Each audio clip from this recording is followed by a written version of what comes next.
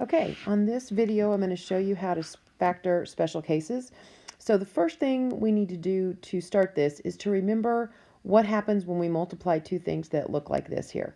So if you have x plus 8 times x minus 8, if we multiply it together, you would get x squared, and then you would get a minus 8x, and you would get a plus 8x, and you would get a minus 64. Then when you combine like terms, you're going to have a negative 8 and a positive 8 that's going to cancel out. It's going to equal 0. So you're just left with x squared minus 64.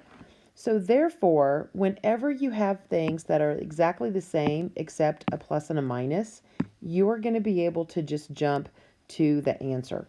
So if I have x plus 10 times x minus 10, that is going to equal x squared minus 100.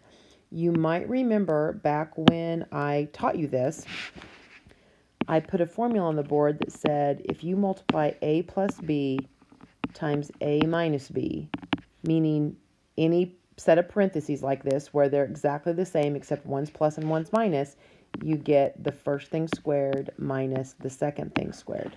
So that's the rule for multiplying these together.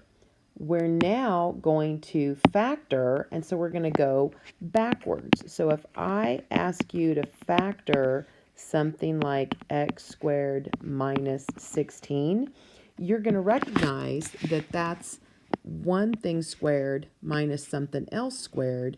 So that equals two parentheses with an x in the front and a 4 at the end, and you need a plus in one and a minus in the other. So that's factoring. This is called a difference of two squares. Okay, factoring a difference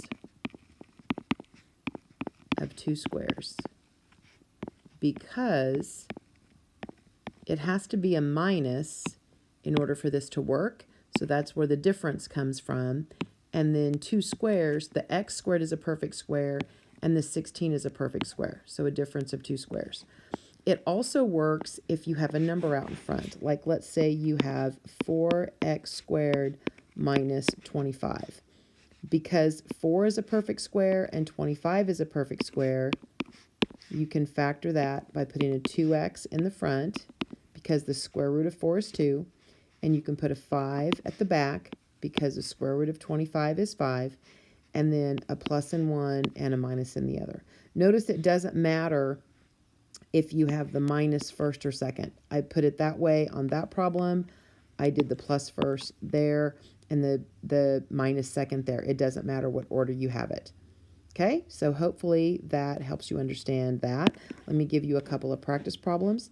Let's say you have 49x squared minus 1, or maybe 100 x squared minus 36.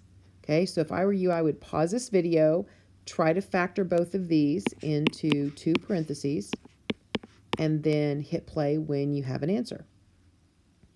Okay, hopefully you tried that and you realize that 7x is going to go in the front, 1 is going to go in the back, and I need a plus on one and a minus on the other. For the second example, you need a 10x in the front, you need a 6 at the back, a plus in one and a minus in the other. Okay, hopefully that helps you understand that process.